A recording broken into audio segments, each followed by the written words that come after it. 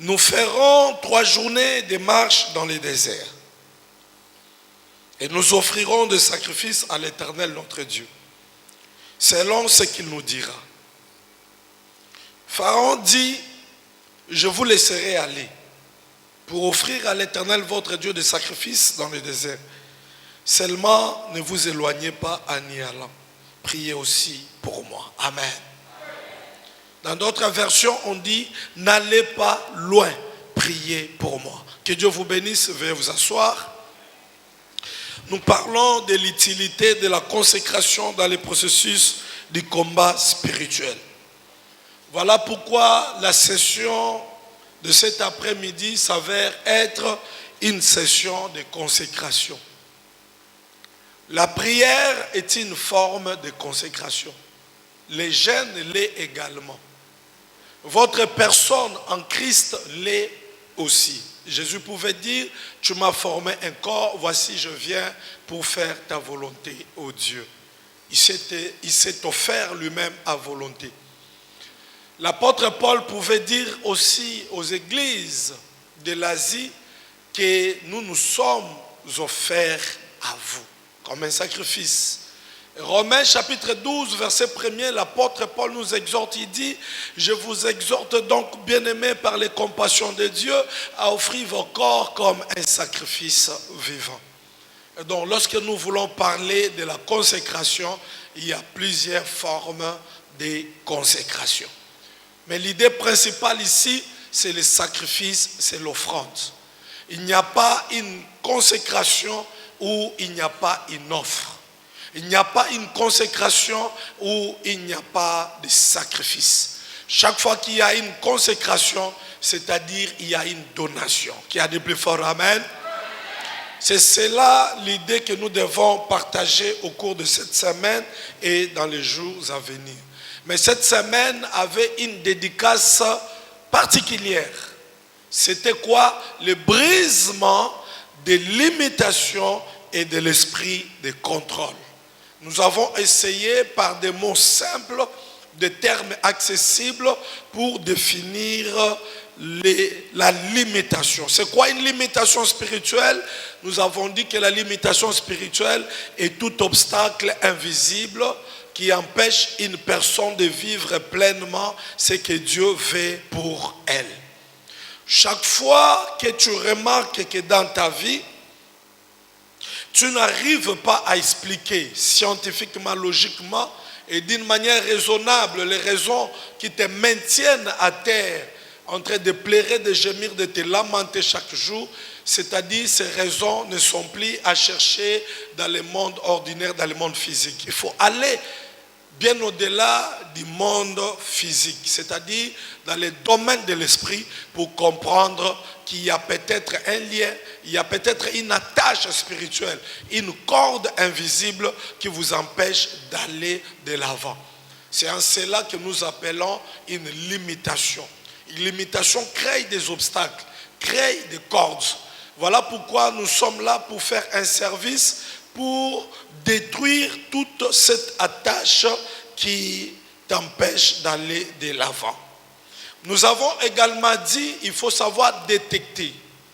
Dans les paroles qui sont balancées sur votre vie, si cela provient d'une autorité quelconque, parentale, une autorité professionnelle, une autorité étatique, une autorité, je ne sais dans quel monde que vous évoluez, vous devez toujours savoir détecter quelles sont les intentions cachées derrière chaque parole. Quand vous travaillez par exemple, vous êtes sous la direction d'un directeur et que vous travaillez sous sa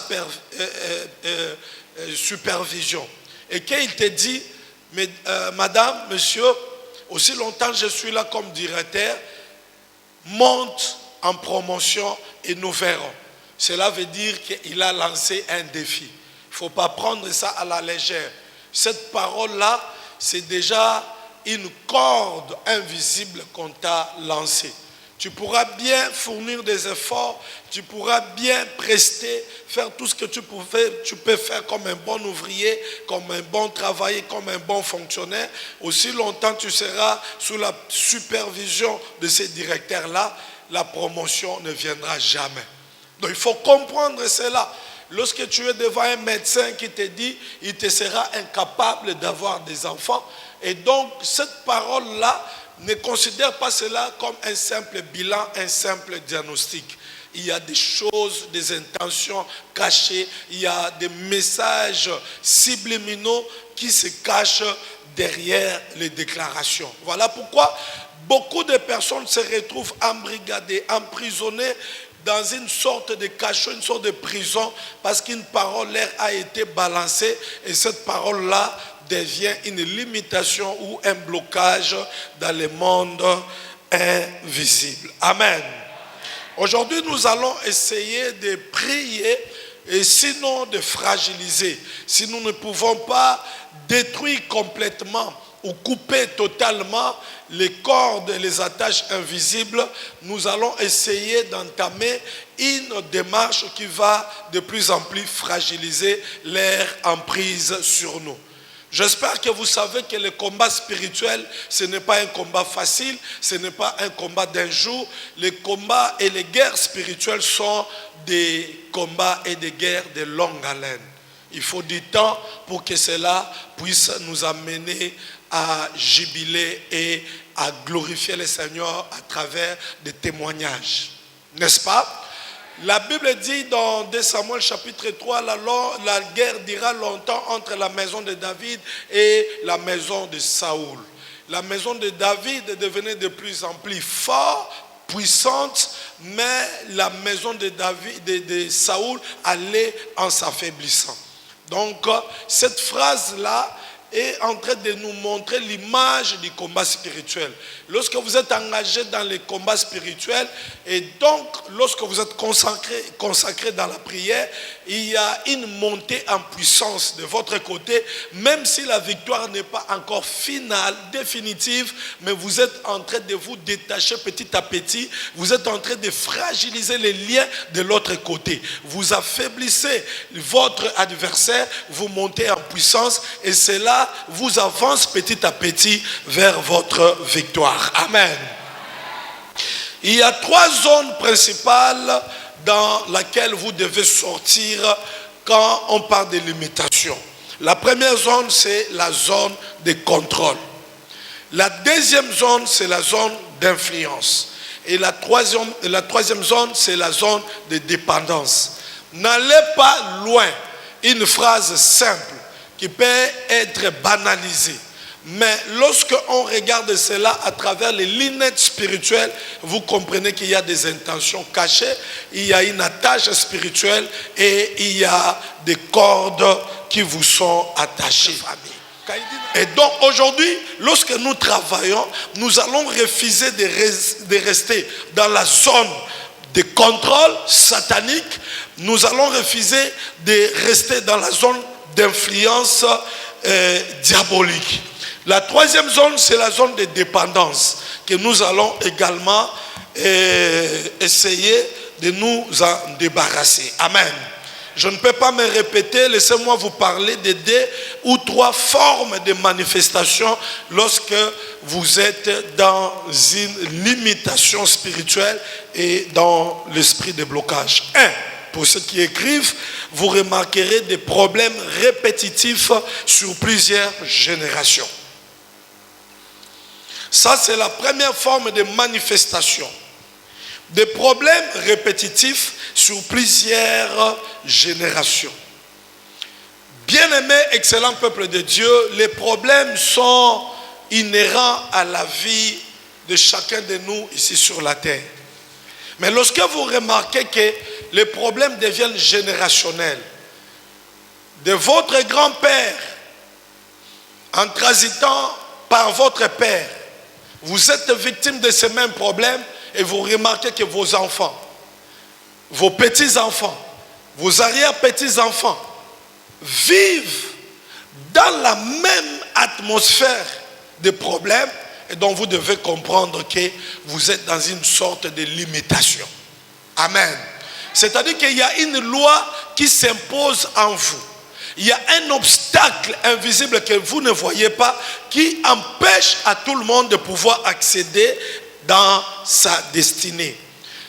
quelques manifestations que vous pouvez remarquer, c'est-à-dire, il y a des divorces fréquents dans une même famille, des divorces fréquents.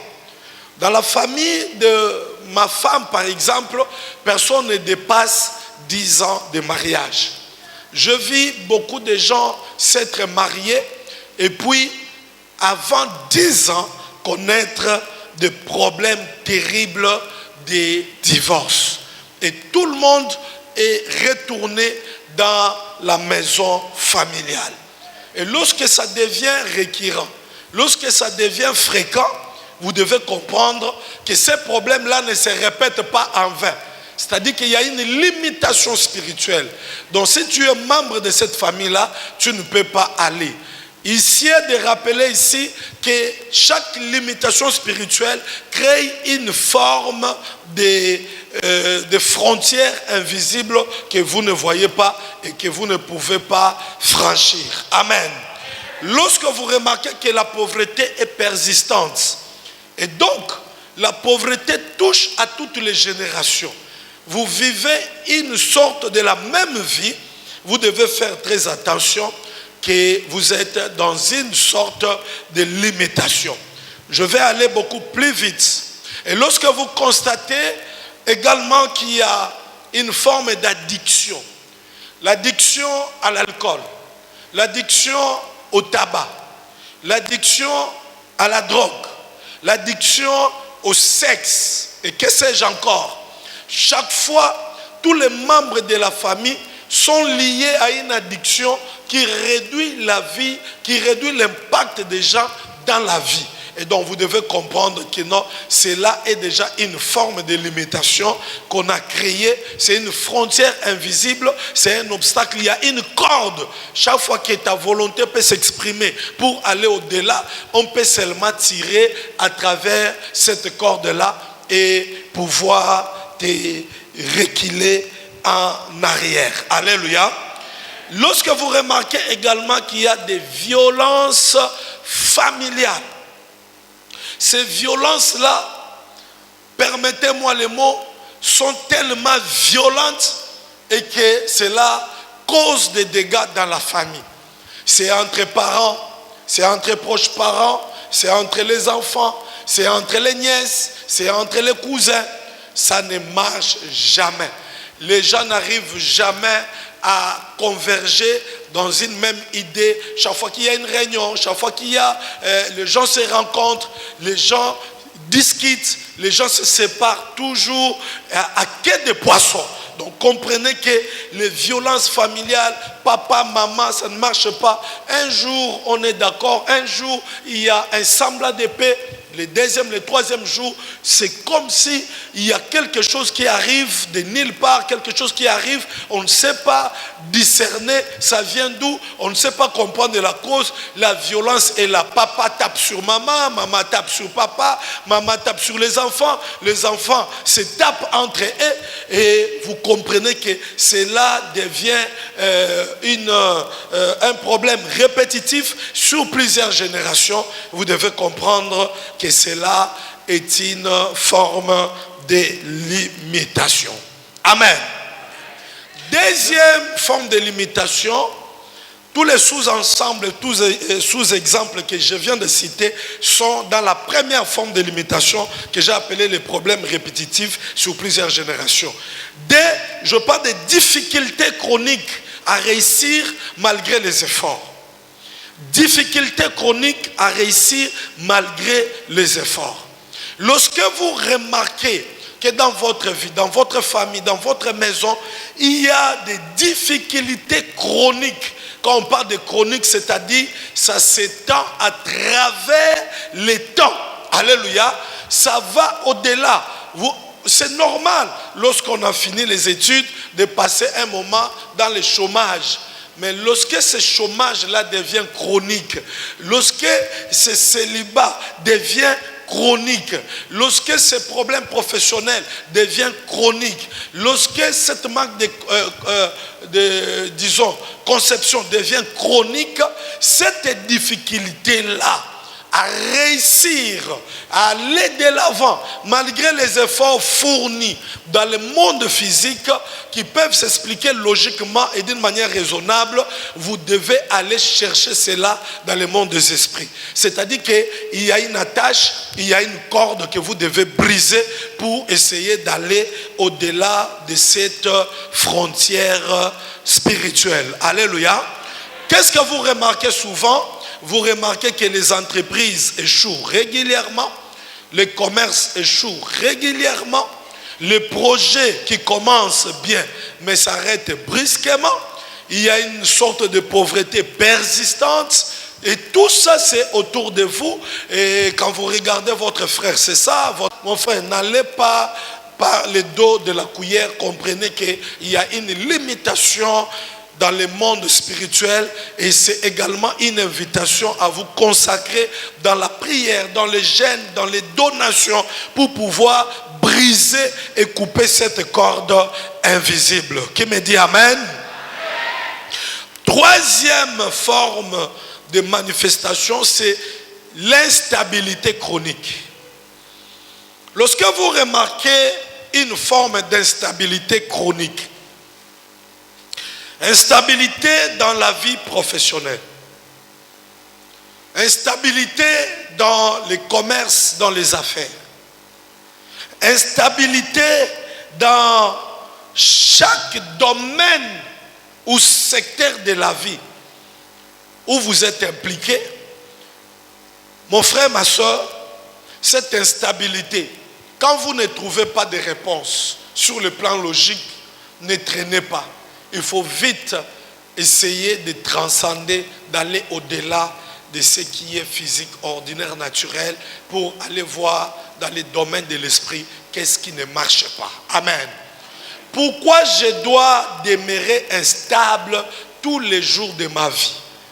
J'espère que vous savez que nous n'avons pas assez de temps sur cette terre. La vie sur la terre est vraiment éphémère. Alléluia. Nous passons vite. Si l'instabilité de ta vie doit prendre 20 ans, doit prendre 30 ans, quand est-ce que tu feras ta vie? Quand est-ce que tu vas accomplir ta destinée sur la terre? Quand est-ce que tu vas accomplir ta mission sur la terre? Amen, amen. Et donc tu dois comprendre que cette instabilité qui s'avère chronique est là pour te détruire. Il y a déjà une forme de limitation. Amen.